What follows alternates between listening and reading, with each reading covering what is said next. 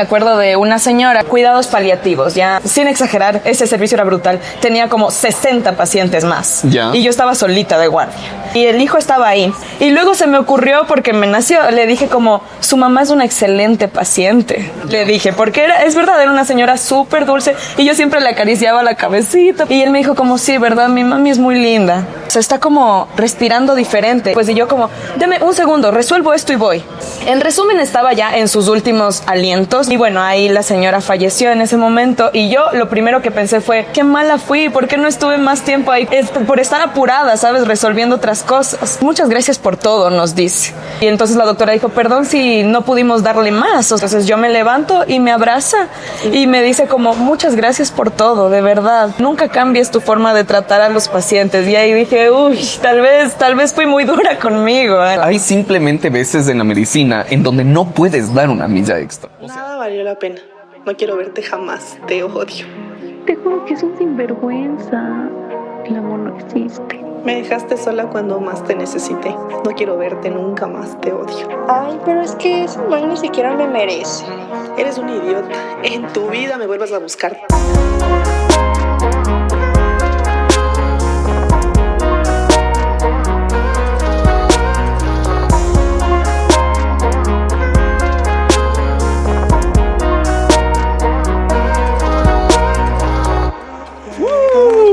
Bienvenidos a otro capítulo más de Anatomía de una Ruptura. Como vemos, estoy reemplazándole al José. Soy el Gus, también soy parte de la House.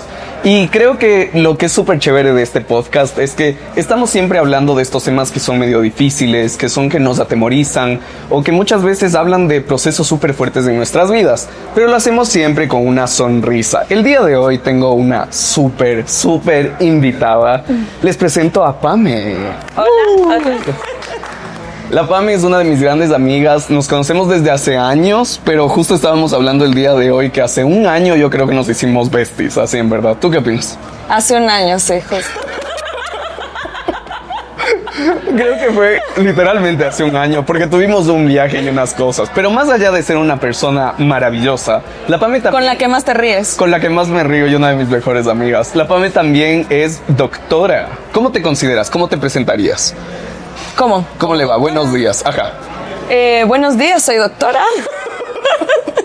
La Pame es doctora y creo que lo que vamos a hablar justo el día de hoy es de estos procesos que hacen las personas que están dentro del área de medicina, pero también de cómo las expectativas, las presiones de otras personas y todas estas cosas llevan a la vida profesional de alguien y las elecciones que hacemos. Entonces estamos súper emocionados para hablar de todos los temas y algo que también quiero mencionar es que hoy nos encontramos en un lugar increíble. Estamos en Quito Deli, que es la cafetería de el querido Hotel Swiss Hotel, y básicamente, chicos, nos están mimando desde que llegamos. Estamos súper felices.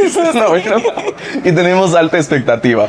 Y justo viene alguien muy especial que nos va a contar un poquito más de lo que vamos a comer el día de hoy. Entonces damos la bienvenida a César Estrella. Por favor, si es que nos acompaña César.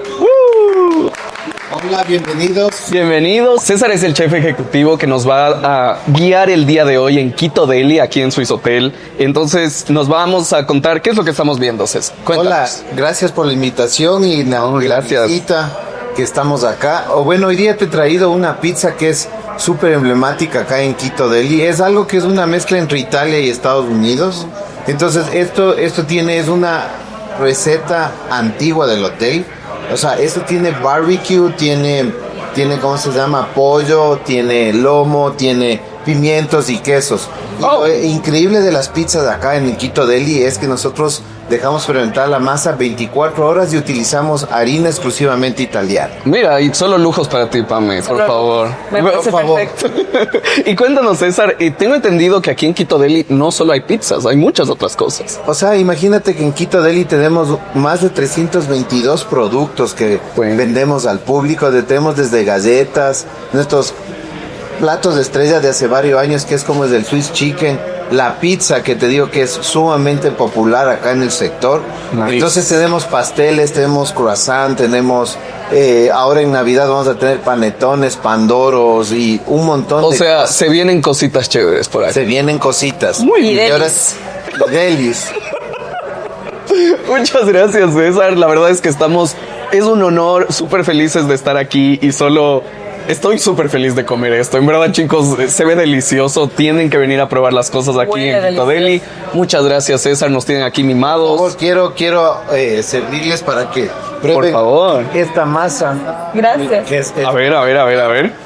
Vamos ahí, ya saben, la masa 24 horas fermentada y hecha. Deliciosa para tus gustos, literalmente. Lo bueno que tú fermentes la masa 24 horas hace que sea más crocante Ok. y se puedan todas las levaduras salgan a flote, ¿no? Y el secreto es que le ponemos un poco de sémola, ¿no? Híjole. Ajá. ¿Vieron el queso en el momento en el que se cortó la pizza? Por favor, hagamos un zoom ahí a Podemos hacer producción. un poco más lento si deseas. Ve ese product shot. Es riquísimo. Yo estoy feliz de estar aquí. Mira hasta dónde sube. Sigue subiendo. Un poquito de aquí, si les gusta el aquí, un poquito de orégano. Muchas gracias. Y buen provecho. Gracias. Gracias. por visitarme. Gracias, César. Espero que me visiten esta semana. No, o sea, yo ya no me quiero ir. Ya me vas a tener aquí toda la semana. Con mucho El gusto. próximo jueves volvemos. El ¿no? próximo, aquí estaremos. Muchas gracias, César. Gracias, César. Bueno, entonces para volver a anatomía, por favor, en verdad, chicos, esto está súper rico. No, está a otro nivel, está muy bueno. Estoy muy emocionado de la pizza. Está delicioso. Pero a ti, Pame, cuéntanos, ¿te gusta la pizza? Me encanta la pizza. Esta está buenísima, de verdad. Pero bueno, yo creo que una de las cosas que en verdad definen la personalidad de la Pame en estos años que te he conocido es lo dedicada que eres para las cosas. Entonces, en mi cabeza tiene sentido que la Pame haya estudiado medicina. No sé, ¿cómo te sientes con eso? Bueno, a mí la medicina me empezó a llamar la atención desde bastante pequeña, pero es como también un tiro al aire, más o menos. Ya. Porque nunca sabes con qué te vas a encontrar. Ok. O sea, y yo que no tengo familia de médicos ni nada, solo llegué de la nada, sí me siento muy afortunada de que al final me terminó gustando, porque nunca sabes. Yo no sabía ni cómo era el estilo de vida de un médico, el ritmo de trabajo, nada. ¿Y de dónde crees que nace esas ganas de poder escoger medicina, me cachas? Bueno, me surgió un poco de la nada, pero lo que me terminó de convencer a mí fue algo un poco triste, pero es que mi abuelo tuvo cáncer de cerebro, un cáncer muy agresivo que se llama glioblastoma multiforme, para el que lo quiera googlear. Por favor. Pero él tuvo... su enfermedad fue muy corta, o sea, el tiempo de evolución fue muy corto, estuvo un par de semanas mal y ya nos dijeron como cuidados paliativos, o sea, solamente hay que darle las mejores condiciones posibles para que muera en paz. Dios mío. Entonces en ese entonces yo tenía 16 años. Hijo. Entonces al inicio lo teníamos en la casa, pero vimos que eso ya no era sostenible porque un paciente en cuidados paliativos necesita muchas cosas y lo terminamos llevando a un hospice, que es un lugar en el que se ocupan de darle lo que necesita para sus últimos días. Qué fuerte. Y te juro que esa experiencia de estar ahí me hizo convencerme del todo de estudiar medicina, porque dije qué lindo que la medicina no solo sea curar y salvar vidas, sino que sea también dar una vida digna, una vida y una muerte digna, y que estés lo más cómodo posible el tiempo que tengas. Y eso me terminó de enamorar de la medicina. Oye, qué fuerte, porque ponte, es como, yo creo que en cierto momento, esta es la exclusiva de la house, yo iba a estudiar medicina, ¿ya? O sea, desde que yo tenía unos 16 años, pero mi historia no es tan inspiradora, es porque me vi Grey's Anatomy. Y quería... Pero básicamente fue como, me gustaba mucho la biología, me gustaba la química y era como... ¿Te gustaba el drama también? Me gustaba el drama también, exactamente. Y creo que existe toda esta construcción social alrededor de ser un doctor, ¿cacha? Es como una expectativa versus la realidad de ya vivir. Entonces, qué lindo. Y creo que todos los doctores deberían ser así, chicos, de que tengas como el lado inspirador más allá de la expectativa o qué va a decir la gente si es que me hago doctor, ¿me cachas? Sino de esa experiencia como profundamente personal. Es que hay mucha gente que estudia medicina justamente por el estatus. Qué heavy. Y es el estatus como también cuando vienes de una familia de médicos y lo ves en generación tras generación, dices como, no tengo otra opción. Exacto. Este es como mi camino, el camino de mi familia, de mi herencia, yo qué sé. Y es como esta cosa de, dicen que existen las profesiones como antiguas, que yo diría que son ingeniero, abogado, militar, doctor. Estas como que existe este sueño de si estudias esto de ley te va a ir bien en la vida, ¿me cachas? Claro, sí. Es súper fuerte eso. Pero entonces, de ahí viviste esta experiencia, decidiste hacerlo. ¿Cómo reaccionó tu familia cuando dijiste quiero ser doctora? les hizo sentido, o sea, la verdad, porque yo siempre he sido como súper estudiosa y dedicada y preocupada por los demás, entonces dijeron como, pues la Pame haciendo sus cosas, ¿no? Tiene sentido. Claro, tiene sentido. Pero qué cool, o sea, creo que también algo que ocurre con los estudiantes de medicina es que tienes toda esta expectativa, toda esta motivación al comienzo, en el momento que empiezas la carrera. Y creo que eso nos pasa un poco a todos en general. Sí, claro. Porque empiezas como que con toda la fuerza y todo, pero de ahí lo que se sabe de medicina es que no todo el mundo lo logra. O sea, ¿cuántas personas dirías o cómo fue ese proceso de deserción, de que se van yendo algunas personas? Bueno, a mí lo que me llama la atención en este momento de mi vida es que ya pasamos 5 años de carrera, 1 año de internado, y tú le preguntas a la mayor parte de mis compañeros como, ¿volverías a estudiar medicina? Y dicen, ni de chiste. ¿Y tú, Pame, volverías a estudiar medicina? Sí, claro, no. ¿En serio? Sí, en serio, Wow. en serio, sí, por supuesto. O sea, no me veo haciendo otra cosa, pero me parece muy triste y me parece que no es culpa de la medicina. O sea, la medicina como carrera es materia súper interesante, es una profesión súper linda. Yo creo que son varias cosas que te vas encontrando en el camino que lo hacen después algo que tal vez sientes que no vale la pena. Ok. Qué fuerte. Sobre todo en el internado. O sea, esa expectativa, esa ilusión se va yendo un poco. Se va yendo porque tú te vas topando con tantos obstáculos y tanta gente que te trata mal, que dices como, me estoy esforzando tanto. Qué fuerte. Y me termino de esforzar estos 6 años y luego en la rural otra vez me tratan mal, otra vez paso trabajo y luego buscar un posgrado si es que encuentro posgrado. O sea, a veces sientes que no vale mucho la Te pena. prueba la moral, diría. Exactamente. Y además, otra cosa es que creo que vas perdiendo un poco el enfoque porque te vas olvidando del objetivo de la carrera, que es como la carrera más humanista que debería haber. Y sin embargo, yo creo que tú, mientras más avanzas, te enseñan que tienes que ser como callado y frío y como poner un muro entre tú y el paciente para poder seguir trabajando después. Pero eso es lo que te va alejando del amor por la carrera también. ¿Qué fue? Porque yo siento que si tú te dejas sentir, te dejas ser humano, tener conexiones reales, así como tenemos tú y yo con cualquier otra persona con la que interactúas, si tú te dejas sentir como un ser humano normal y no sientes que tienes que ser un robot, entonces le tienes mucho más amor a la carrera. Si te dejas preocupar por los pacientes, si dejas que te duela un poquito lo que les pasa, si te permites como abrazarles y estar ahí y de verdad ser genuinamente un ser humano normal con ellos, te juro que lo pasas diferente, o sea, tiene mucho más valor para ti. Pero ponte, o sea, creo que eso es como dos lados de una moneda, porque tienes esta vulnerabilidad, el hecho de que ya no soy solo un doctor, soy un ser humano, lo cual estoy de acuerdo. Pero el otro lado de eso es, ponte, ¿qué pasa cuando las cosas no salen como esperas? O ponte, el final de la vida de un paciente, algo así, ¿no te va a afectar igual de fuerte? ¿Dónde está el límite, dirías tú? Sí es difícil encontrar, o sea, yo siento que es difícil encontrar eso y por eso mismo creo que hay muchos doctores que simplemente ya ponen el muro y... Muchas gracias. Muchas gracias. Nos pasaron el jugo para los que nos están escuchando en podcast. Estamos muy felices. Jugo de naranja. Jugo de naranja. De naranja. G-laranja. G-laranja. La Pame habla portugués, eso tenemos. Finjo que hablo portugués. No, sí habla portugués. ¿De cuántos días tienes en Duolingo? Ya perdí mi racha de Duolingo, pero tenía como 300 y pico de días. Yo creo que sí habla portugués. Pero bueno, volviendo al tema. Ya, perdón. De esta cosa de la vulnerabilidad. Ya. Entonces, por eso mismo yo creo que hay muchos doctores que ponen un muro, porque claro, sí es un esfuerzo psicológico grande. Yo vi morir a muchísima gente en el internado, o sea, muchísima. Entonces sí es un esfuerzo grande como que estar en ese momento y luego ya, siguiente, porque tienes que seguir trabajando por los demás. Pero yo creo que no hay que perder nunca la empatía y ese es como que para mí el reto más grande de esta profesión es nunca perder la empatía y la humanidad, porque es lo que al mismo tiempo te permite a ti como que ir procesando las cosas. O sea, no sé si puedo contar una anécdota. Por favor, para eso estamos en el podcast. Bueno, una vez teníamos un paciente que tuvo un infarto. Yo estaba en el servicio de cardiología.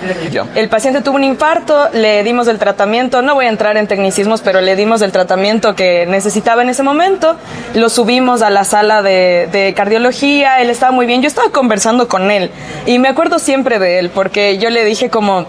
Él era doctor en ese hospital antes. Entonces me dijo, está tan diferente todo. Y yo le decía, sí, doctor, está súper lindo, la verdad. Y me dijo, qué emoción ver tan lindo el hospital. Y yo como, sí, doctor. Bueno, ya vuelvo en un rato. Le dejé un momento así, le dije como, ya está todo bien por ahora, doctor, ya vuelvo en un rato y para ver cómo sigue, ya descansa. Y me dice, gracias. Me di la vuelta, literal, me di la vuelta y empezó a sonar. Ya, entonces el paciente tuvo una complicación de la medicación que le habíamos dado. Entonces ahí empezamos a reanimar y todo. Y no salió, o sea, no salió del paro. Y la familia estaba afuera. Ay, entonces, no. o sea, para mí fue muy impactante ahora pensar y decir como, yo fui la última persona con la que habló. Entonces, eso como que en ese momento solamente estaba como que, reanimar, bajaron los doctores de UCI, me gritaron también, me trataron mal en ese momento porque era, niña, muévete, yo así, moviendo para allá. Pero después de eso, ya, cuando ya falleció el paciente, entró la familia a hablar y a mí lo que me impactó de ese momento es que yo solo sentía como que, callada, fría, aguántate las lágrimas, aguántate. Entonces yo estaba así.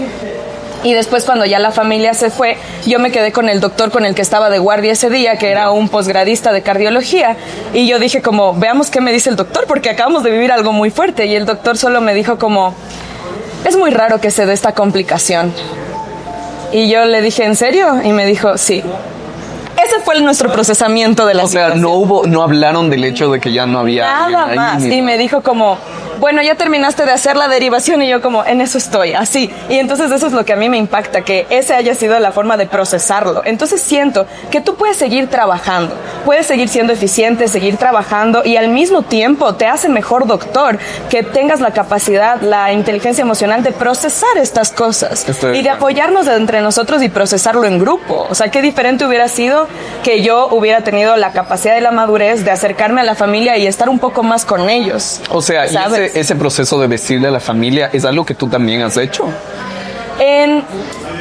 No tanto porque o sea, no lo he sentido tanto porque la familia siempre está como que en ese momento, excepto cuando era algo que llegaba de emergencia. Sí tuve que decir como que quería que firmaran un consentimiento para una cirugía y justo el paciente muere, entonces le dije como, ya no firme, así. Oh, no. Ese momento sí, pero no es una noticia que yo he tenido que dar directamente tampoco. Ok. Pero, o sea, creo que ahí hay muchas capas del también por qué te encuentras aquí el día de hoy. Es porque creo que los doctores son probablemente de las personas que más tienen que sentir esas rupturas, ¿cachas? Esas rupturas de la estabilidad de una persona. Y es algo repetido, porque no es solo con el paciente, es con la familia, con las personas de alrededor, contigo mismo. Por ejemplo, algo que a mí me parecería súper heavy es, pude haber hecho más por esta persona, ¿me cachas? Sí. Eso debe ser algo horrible y aún así no sea verdad. Porque obviamente sabemos que siempre estás como en estos procesos de curar a bastantes personas y todo. Entonces, creo que es siempre estos procesos de estar curando varias personas, pero el pensar, creo que también varios doctores deben ser muy perfeccionistas, ¿cacha? Incluyéndote. Entonces, ese sentimiento de pude haber hecho más debe ser algo difícil de llevar. Más que pude haber hecho más. Lo que yo sí he sentido personalmente no es como de pude haber hecho más médicamente, porque yo sí siento que en el hospital en el que estuve se daba un tratamiento adecuado, correcto a los pacientes, pero yo sí he sentido como pude haber sido más cariñosa, o sea, pude haber dado más en el sentido como de sentimental. Más compasión. Más compasión, que de todas formas, o sea, yo creo que esto es un poco exagerado porque yo siempre intentaba ser súper compasiva, no lo podía evitar tampoco, pero... Por ejemplo, me acuerdo de una señora que era una señora ya mayor, estaba en el servicio de gastroenterología y ella todos los días, o sea, estaba mal, ella estaba ya malita, yo todos los días le curaba las heridas, tenía algunos drenes, algunas cosas que había que limpiarle todos los días y ya llegó un día en el que en el pase de la mañana los doctores dicen como... cuidados paliativos, otra vez. Llévenle a la casa. Entonces yo estaba de guardia ese día, me puse a hacer el trámite para la ambulancia, el trámite para el médico domiciliario, o sea, un montón de cosas que tuve que hacer.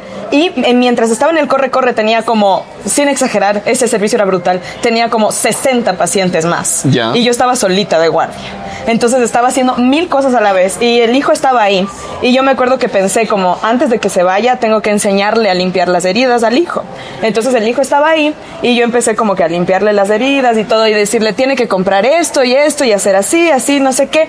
Y luego se me ocurrió, porque me nació, le dije como, su mamá es una excelente paciente. Le dije, porque es verdad, era una señora súper dulce y yo siempre le acariciaba la cabecita porque ella vomitaba mucho y estaba muy malita.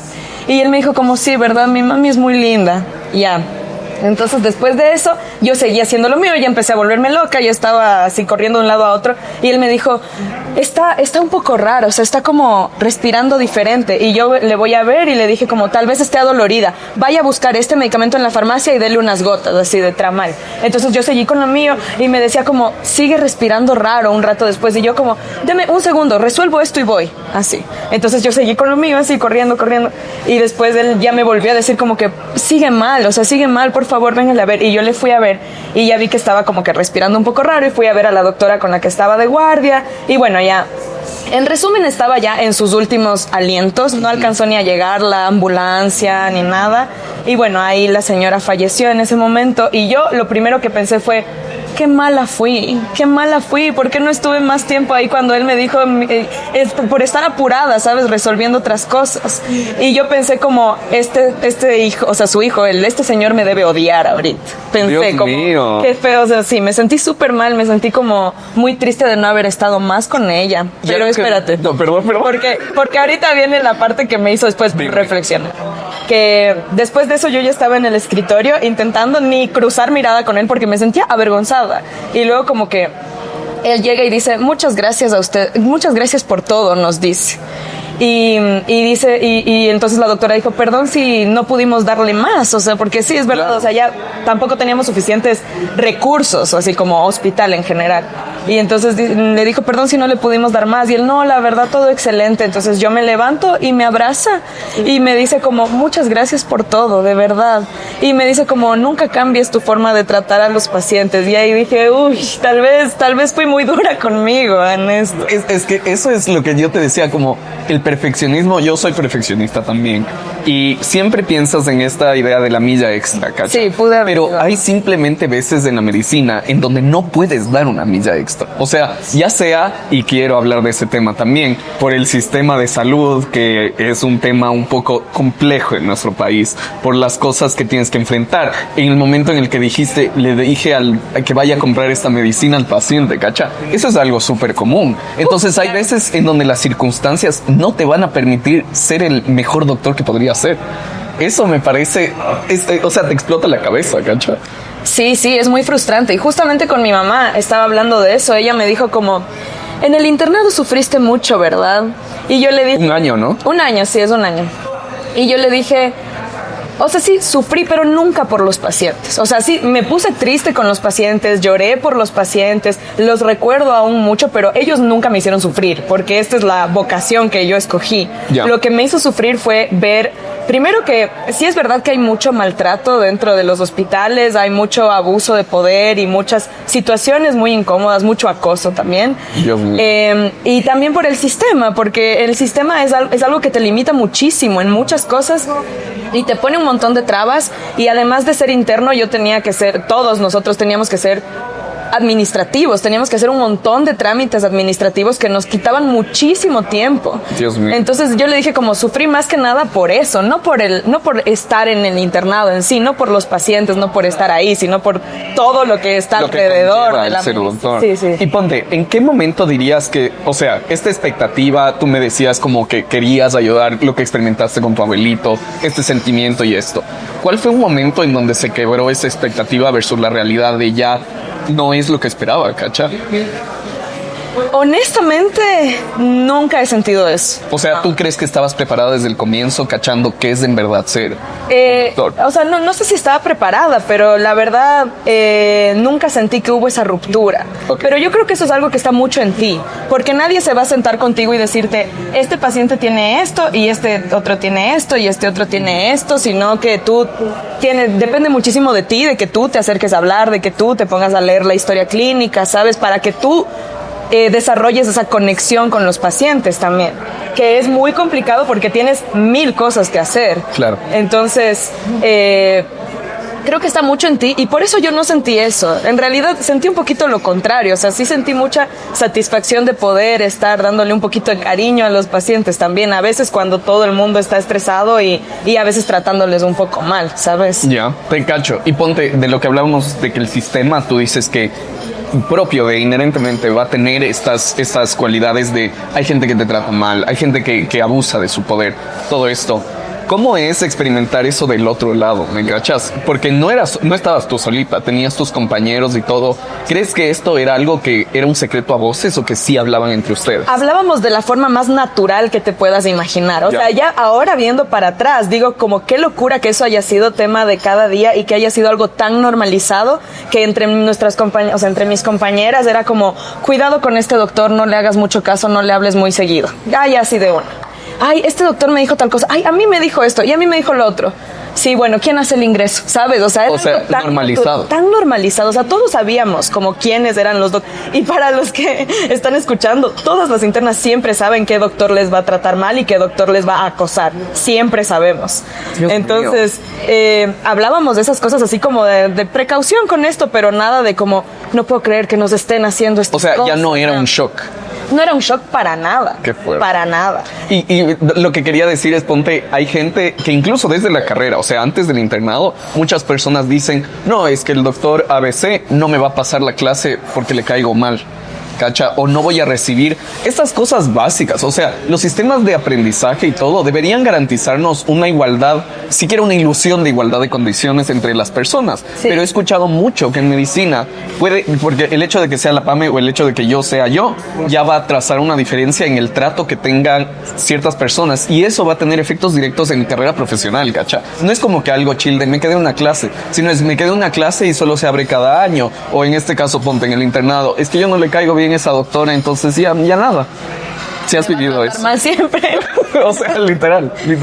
Sí, y eso que en el hospital en el que estuve no tenía tantas repercusiones, porque si le caías mal a alguien, ya después, 2 meses después o un mes después ya estabas en otro servicio. Ya, o sea, cambiado. Entonces ya ibas cambiando y ya nadie se acordaba de ti, pero justo estaba hablando con una amiga que me decía que ella estuvo en un hospital más pequeño y ahí, si te llevabas mal con un residente, todo el hospital se enteraba y todos te empezaban a tratar un poco raro después. Dios mío. Entonces eso debe ser fuerte, la verdad. Qué heavy, o sea... Eso no lo viví. Lo que no me gusta de toda esta estructura es que justamente eso causa, o sea, el poder de las personas influye mucho en lo que haces y el abuso de poder, por ende, también va a influir. Y todo esto creo que hay una capa más como, se puede decir hasta de violencia que viven los estudiantes, que es el encierro, ¿cacha? Porque estás como una dinámica casi de colegio, estás con el mismo grupo de gente y tienes que seguir pasando mientras estás probablemente en uno de los periodos más exigentes de tu vida.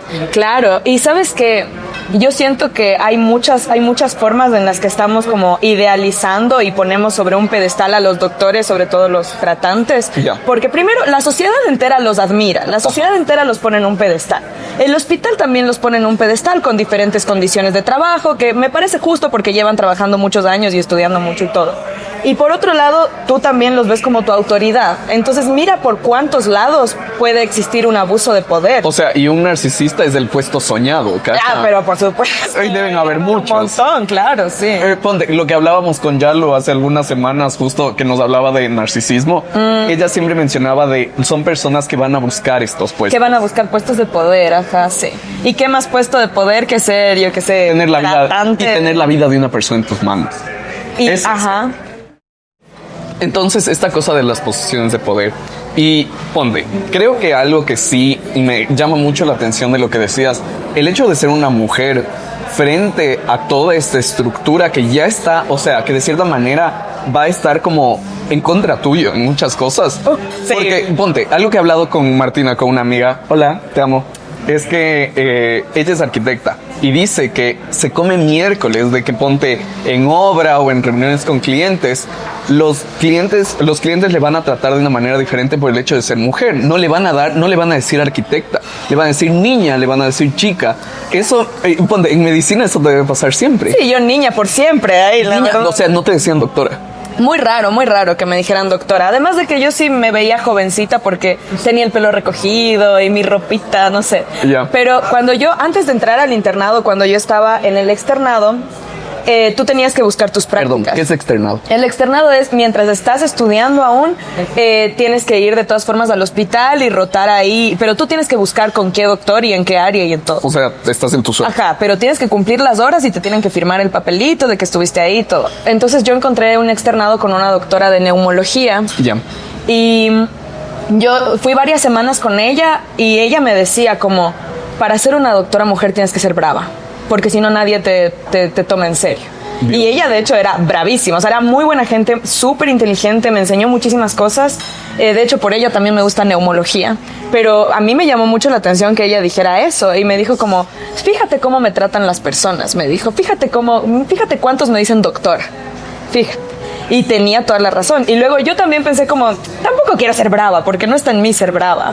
No te vería como una persona. Pero luego me di cuenta, ¿sabes? Hasta como para protegerte a ti mismo. En el internado había momentos en los que yo en serio tenía que fingir que no escuchaba a la gente que me hablaba porque ya tenía que verme brava. O sea, ¿verdad? te minimizaban por el hecho de ser doctora. Y, o sea, no tanto que te minimizaban, pero hay mucha gente que te falta full el respeto, la verdad. Y más por ser jovencita, por ser interna y todo. Entonces sí había muchas veces en las que yo, no es que me ponía, no es que era brava, pero sí me volví súper seria con algunos doctores. Okay. Me volví súper seria. Y dije, qué raro, esto es tan diferente para mí, porque yo jamás he sido así, pero digo, es como también un mecanismo de defensa. Y ahí le entendí a la doctora, porque cuando yo estaba en una rotación que se llama comunitaria, que te mandan a un hospital más chiquito, era justo Navidad, y yo dije, voy a llevarles bolsitas de Navidad a todos mis compañeros, a todas las enfermeras y a los paramédicos y todos los que trabajamos ahí, y les llevé bolsitas de Navidad a todos, y yo así como, feliz Navidad, pero me sentí tan mal, porque enseguida como empezaron a molestarme y decirme como, ay, la niña interna nos trajo bolsitas de caramelos porque quiere vacilar contigo, le decían a un paramédico. Y yo me sentí tan incómoda y ellos solo seguían como que molestándome y decían como, venga, niña interna, a tomarse una foto con el paramédico. Y yo estaba así como, ¿para qué traje? ¿Para qué soy buena gente? Y es un gesto como que te nace de amabilidad, pero la gente lo va a tomar a lo peor. Yo dije, les voy a alegrar el día de guardia que tienen hoy a estas personas que nos toca estar 32 horas en el hospital. Para que sean felices. Y más bien me sentí tan incómoda y tan triste y dije, ¿para qué? ¿Para qué abrí la boca? ¿Para qué hablo? ¿Para qué existo? ¿Para qué? Y ponte, hemos hablado de todas estas diferentes crisis. ¿Cómo crees que mantienes esa vocación, esa compasión que nos habías dicho antes ante estas cosas y todo un sistema que te está diciendo, no, tú no puedes, o tú vales menos, así como todas estas personas y todo eso? ¿Cómo crees que se mantiene tu vocación? Porque hacen el juramento, ¿no? Ajá, el juramento hipocrático. Exactamente. ¿Cómo crees que mantienes esos principios y eso frente a la crisis? Había muchas veces en las que yo me sentía muy mal. En este hospital que les digo de comunitaria, yo me sentía muy mal porque había un par de doctores que en serio me hacían sentir muy acosada. Yeah. Y me sentía muy, muy triste y muy insegura todo el tiempo. Pero lo único que a mí me hacía sentir bien era que estábamos repletos de pacientes, estábamos justo en estas épocas así de gripes y había un montón de personas esperando afuera porque estaban en emergencias y teníamos que atender a tantos pacientes que yo también me ponía a atender y en una guardia yo veía como 30 pacientes, algo así. Entonces, hablar con los pacientes y estar con ellos era como que mi momento de estar tranquila, ¿sabes? Al final no necesito que todo el ambiente esté bien, pensaba yo. No necesito estar feliz con todo el ambiente para estar feliz con los pacientes. O sea, cuando yo creo que es como que conectabas un poco con lo que mencionabas, con lo de tu abuelito, con todas estas experiencias, con el bien que estás teniendo en la persona. Y además entender, porque estos pacientes estaban con gripe 2 horas esperando afuera porque había un montón de pacientes y luego entraban y lo único que querían era sacarme la cabeza así de lo bravos que entraban. Entonces yo sabía como que ya viene alguien más que me va a mandar a la mierda. Entonces como yo les hacía pasar y llegaban al inicio bravísimos así y yo les decía como, disculpe, entiendo que entiendo que esté así enojado porque hace mucho frío y hay muchísima gente.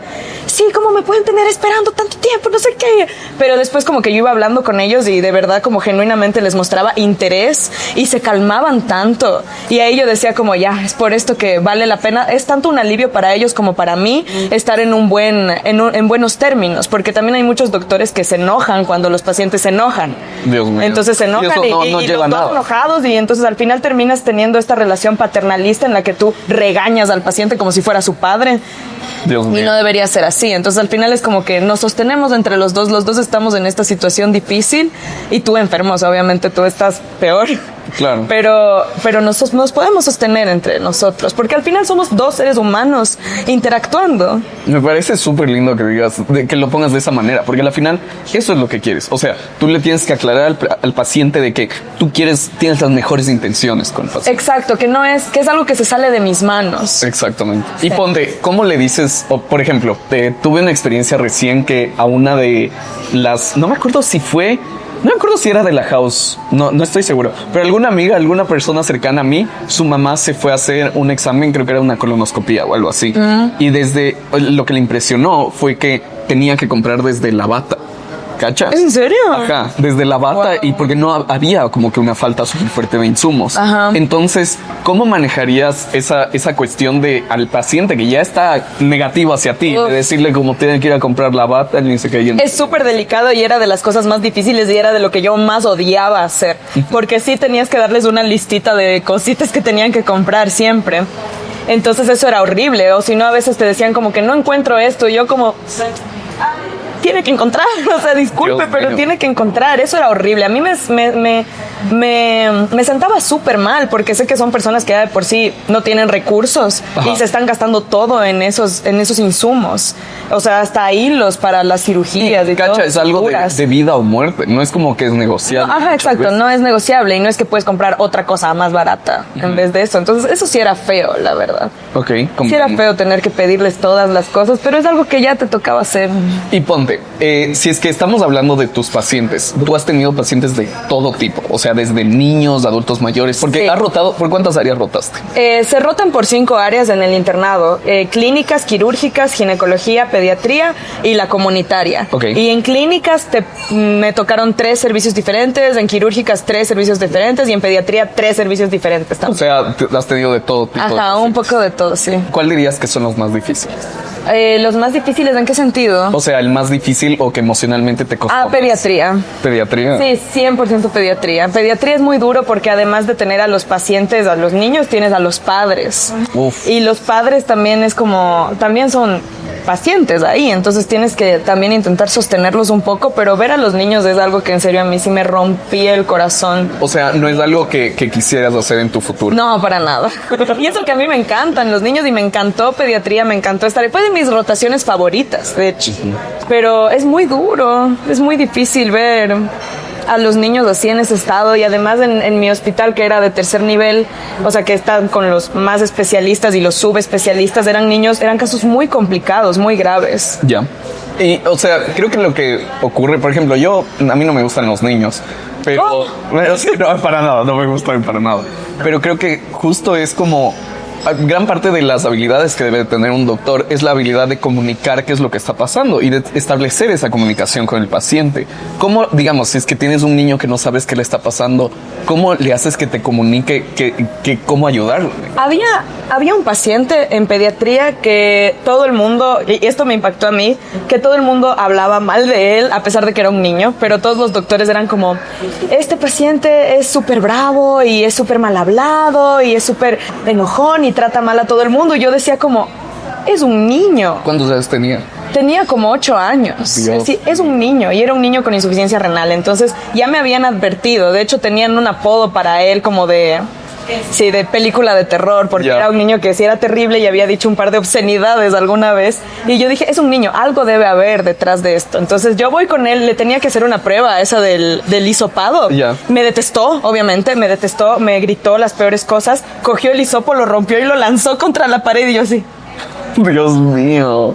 Ahora te tengo que hacer otra vez, le dije. Ahí sí me puse brava, le dije, ahora te tengo que hacer otra vez. Y él solamente me golpeaba y me insultaba y yo fui bravísima a buscar el hisopo y mientras estaba regresando pensé, a ver, cálmate, tú eres la adulta, ¿cómo vas a gritarle a un paciente así? No. Bueno, tampoco es que le grité así como loca, pero sí dije, me toca hacerte otra vez. Entonces, mientras iba a buscar el hisopo pensaba, a ver, relájate, entiéndele, este es un niño que ha vivido la mayor parte de su vida en el hospital, ¿cómo no va a estar bravo? ¿Cómo no va a estar frustrado? ¿Cómo no va a estar harto? Entonces le volví a hacer el examen y luego procuré hacerme amiga de él. Entonces era como, cada vez que me veía se emocionaba porque a él le gustaba mucho la violencia, entonces él jugaba a golpearme y yo jugaba a recibir los golpes. Ya, con eso me lo gané, o sea, me gané su corazón porque él me hacía ¡pah! Y yo así... Y entonces eso, y ahí me lo gané y dije, todo el mundo tiene su lado, o sea, todos, hasta los pacientes pediátricos, todos tienen como que su ladito, y fue completamente diferente conmigo. Jamás me volvió a insultar, jamás me volvió a decir nada y más bien siempre nos llevamos bien, y con su mamá también, y él se quedaba conmigo cuando la mamá tenía que irse porque siempre tenía que haber un adulto con él. para llevarlo a un examen o algo. Y él súper tranquilo conmigo, nunca más me volvió a dar problema para nada. Entonces es también conocer a la gente y tener un poquito el tiempo y la paciencia de querer conocer a la gente y de interesarte. Y ponte, eso estamos hablando un poco de... Ay, eso ya dije como 3 veces, espérate. Y ponte. Ya. Estamos hablando ahorita de los pacientes que ya estaban admitidos, o como dijiste, el niño pasó la gran mayoría de su vida básicamente en un hospital. ¿Qué ocurre con las personas que no tenían planeado ir al hospital? Ponte las emergencias. Hay muchos, yo como dije anteriormente, me gustaba Grey's Anatomy. Y me vi solo hasta la 13. Fuente de información. Gran fuente de información. ¿13? Me vi solo hasta la 13. Madre. Como 20. Solo hasta la 13. Yo me vi como hasta las 6, creo. Pero te viste. Sí, pero mucho drama. Mucho drama. Pero ponte, los pacientes que vienen de emergencia muchas veces se pintan como los más difíciles porque más allá de todas las condiciones médicas, tienes que manejar el miedo, ¿cacha? El miedo de saber de que lo que me acaba de ocurrir puede terminar mi vida o cosas así. ¿Cómo te fue en la parte de emergencias? Uy, emergencia fue brutal porque primero estábamos todo el tiempo repletos, estaba lleno todo el tiempo y nosotros, o sea, no había guardia en la que no tuviera que ir el cura, imagínate, o sea, llegaba el cura siempre a darle la bendición a los pacientes que ya iban a fallecer, entonces estar ahí con ellos hasta perdías la cuenta por guardia de cuántas personas fallecían. Perdón que hable de esto así tan sueltamente porque yo sé que es algo fuerte que puede impactar. Claro. No es una experiencia humana normal. No, para nada. Y claro, y no solo nosotros, sino como todo el resto de pacientes que estaban alrededor porque estaba tan llena de emergencia que todo el mundo veía lo que pasaba alrededor. Dios. Entonces sí, emocionalmente debe haber sido horrible también para ellos. Encima de que en emergencia no hay nada que hacer, no puedes ni siquiera conversar con tu compañero de al lado ni nada, digo, como paciente. Entonces yo sí, en emergencia más que en ningún otro lugar tenía full pendiente de decirle a mis compañeros, yo les decía como que trátenles bien y tengan paciencia. Estos son los pacientes que obviamente están más irritables, más asustados, más adoloridos, así en peores condiciones, que están esperando a que les den una cama en el piso de arriba y no hay camas, entonces les toca quedarse otra noche aquí, así. Dios mío. Tengan más paciencia porque ustedes, yo sé que se quedan 24 horas y que les tratan mal y que sufren y que están cansados y que están muertos y que están molidos, pero después se van a su casa. Exacto, tú puedes parar esta experiencia. Exacto, esto es solo tu trabajo.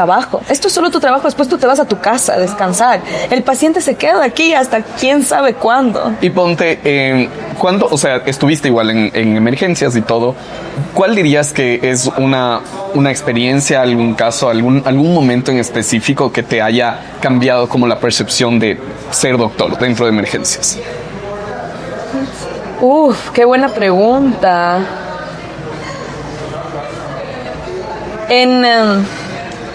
Bueno, en emergencias hubo un paciente que ya estaba súper grave y que teníamos que llevarle a hacer un examen de imagen y eran como mi primera guardia en emergencia, algo así. O sea, yo era nuevita en eso, aún me impactaban las cosas. No, exacto.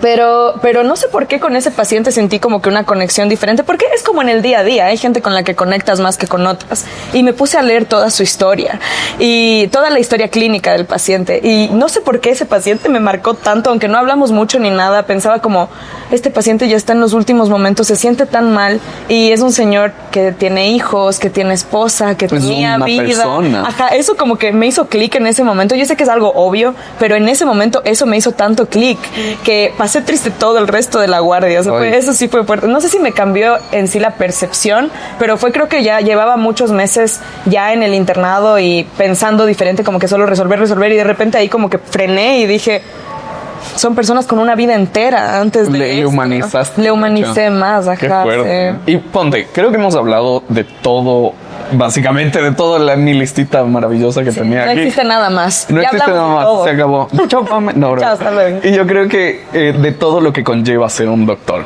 si es que tú pudieras hablar con esa Pame de 16 años que escogió medicina, ¿qué sería lo que le dirías?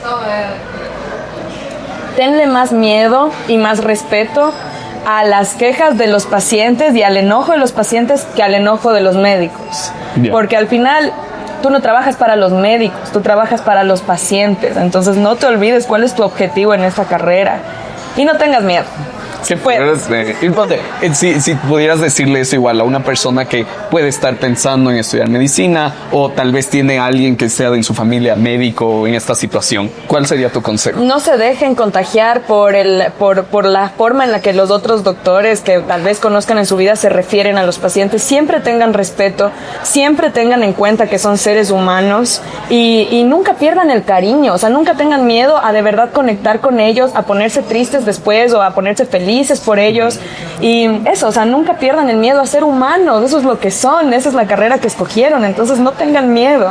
Y solo como que un inciso. Dilo. Yo sé que yo soy una persona muy nueva en la medicina, no tengo casi nada de experiencia, por eso yo creo que se podría tal vez invalidar un poco mi opinión, pero yo honestamente no lo creo. Yo creo que es una reflexión muy importante que tener al inicio de tu carrera. Yeah. Espero siempre pensar así y creo que siempre voy a pensar así y cada vez volverme mejor y más empática y más humana, pero eso es, nunca es tarde para empezar a reflexionar sobre esta relación que se tiene con los pacientes. Me parece... Y nunca es muy temprano. Muy bien. Y yo creo que por eso justo me encanta que la PAME haya estado en este espacio que tenemos aquí, porque hay mucho que reflexionar de la manera que nosotros también vemos a la medicina. Es un proceso que va a estar lleno de rupturas, va a estar lleno de cambios y creo que, como tú dijiste, no es una experiencia que todo el mundo la tiene siempre. Es algo muy específico de esta ocupación, de esta profesión, de nicho, es de un nicho muy específico. Entonces solo quiero decir, y creo que es la percepción que van a tener las personas, que me quedo mucho más calmado de que en el mundo existan doctores como la PAME. La verdad es que más allá de ser una gran amiga, le quiero muchísimo y creo que es la doctora más chévere que he conocido en mi vida. Entonces, chicos, chicas, muchas gracias por vernos un capítulo más de Anatomía de una Ruptura. Hemos tenido una experiencia súper chévere aquí en Quito Deli. ¿Estuvo buena la pizza? Increíble, o sea, casi se me sale una lagrimita. Casi te sale una lágrima. Estoy súper feliz, la verdad, de, como ya dije varias veces, de estar aquí y tener este espacio es lo máximo. Entonces, gracias a Quito Deli por tenernos una vez más. Gracias a ti, Pame, por ser una gran doctora y por venir a Anatomía de una Ruptura. Gracias a ti. No, las puertas están abiertas cuando quieras. Y chicos, chicas, acuérdense que pueden suscribirse al canal de YouTube. También nos pueden escuchar en todas las plataformas de podcast. Y síganos en todas nuestras redes sociales. Con poco más que decir, una vez más, gracias Pame, gracias por vernos. Déjanos en los comentarios qué te impactó de esta entrevista, qué fue lo que más te gustó, qué anécdotas tienes por compartir. Y nos vemos en el siguiente capítulo de Anatomía de una Ruptura. ¡Woo!